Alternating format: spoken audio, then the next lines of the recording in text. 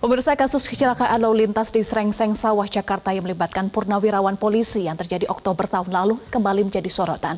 Bahkan Polda Metro Jaya kembali mengusut kasus kecelakaan yang menewaskan mahasiswa UI ini dengan membentuk tim pencari fakta dan memerintahkan rekonstruksi ulang.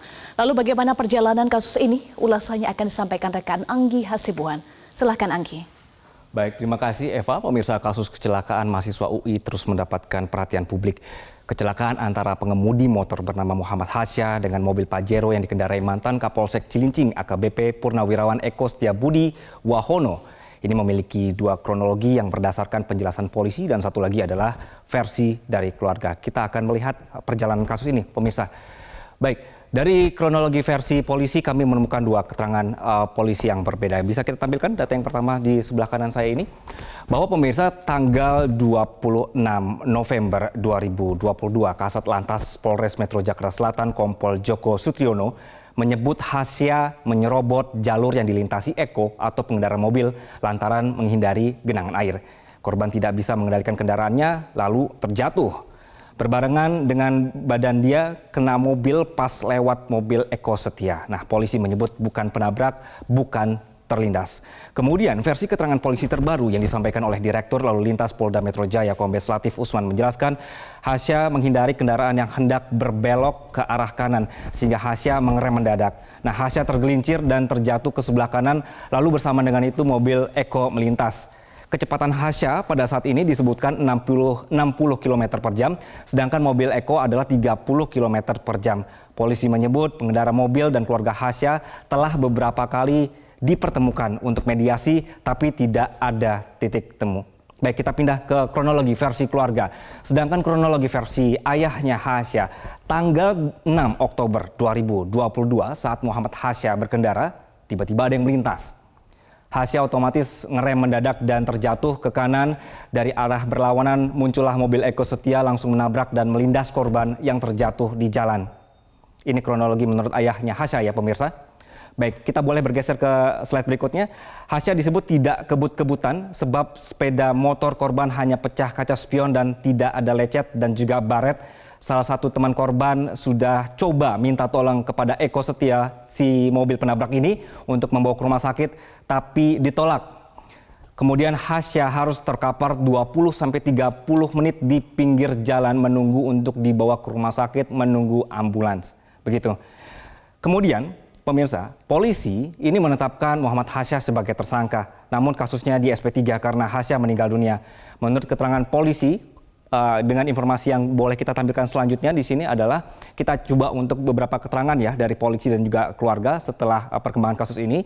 Menurut polisi sekali lagi ini meninggal dunia atau kejadian ini karena kelalaiannya Hasya sendiri, jadi dia meninggal dunia. Kemudian Eko ini tidak merampas hak jalan orang lain karena berada di jalurnya. Kalau misalnya pihak keluarga dari Hasya belum puas, menurut polisi ini bisa mengajukan pra-peradilan. Nah, respon dari pihak keluarga adalah ada beberapa petinggi polisi meminta mereka untuk berdamai karena katanya posisi anak ibu sangat lemah. Ini menurut keterangan dari ibunya ya pemirsa. Jadi kasus ini terus mendapatkan perhatian publik dengan pertanyaan bagaimana seorang korban kecelakaan ini justru ditetapkan sebagai tersangka.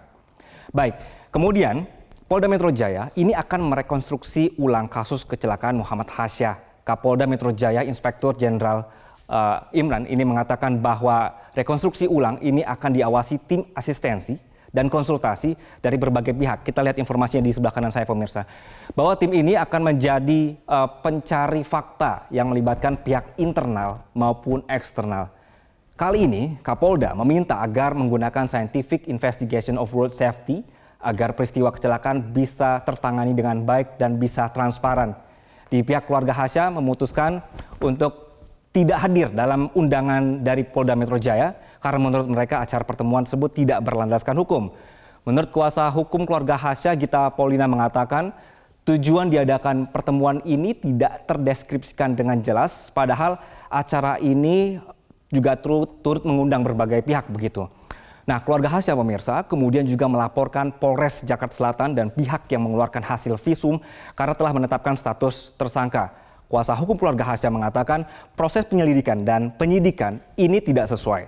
tim pencari fakta yang dibuat Kapolda Metro Jaya juga tidak tepat karena fakta yang digunakan adalah versi kepolisian yang tertuang dalam surat perintah penyelidikan dan penyidikan yang saat ini sudah dihentikan. Kita akan bergeser ke informasi berikutnya karena laporan keluarga ke pihak Ombudsman ini akan kita jabarkan di informasi di sebelah kanan saya, pemirsa, bahwa alasan pihak keluarga Hasya melaporkan Polres Jakarta Selatan adalah adanya maladministrasi dan kesalahan-kesalahan prosedural formal yang dilakukan oleh polisi, yaitu Polres Jakarta Selatan terhadap penanganan yang menimpa Hasya. Pihak keluarga kemudian menceritakan ke Ombudsman kronologis kejadian dan hal yang menjadi titik berat terkait maladministrasi dan juga kesalahan proseduralnya. Keluarga juga melaporkan salah satu rumah sakit dalam kejadian ini. Kuasa hukum keluarga menjelaskan pada 7 Januari, pemirsa, 2023 ya, jam 1 dini hari, pihak keluarga ini melakukan visum dan membayar hampir 3 juta rupiah ke pihak rumah sakit. Namun menurut pihak keluarga, pihak rumah sakit ini tidak memberikan kwitansi dan juga hasil visum. Alasan mereka adalah bahwa semua sudah diurus dan diberikan kepada pihak kepolisian. Padahal pada saat itu belum ada laporan polisi terkait dugaan kasus tabrak lari. Nah, berbicara soal kasus ini, pemirsa, muncul diskusi di publik mengenai dugaan adanya relasi kuasa yang akhirnya mengganggu proses penyelidikan dan penyidikan sehingga kasusnya menjadi janggal.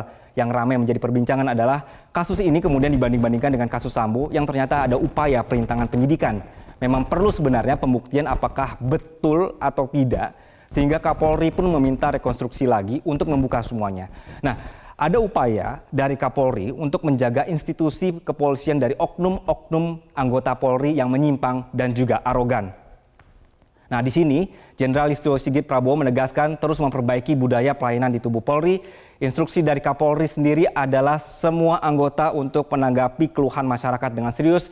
Jangan sampai tidak merespon atau menghindari pertanyaan dari masyarakat yang menanyakan laporan alias di ghosting.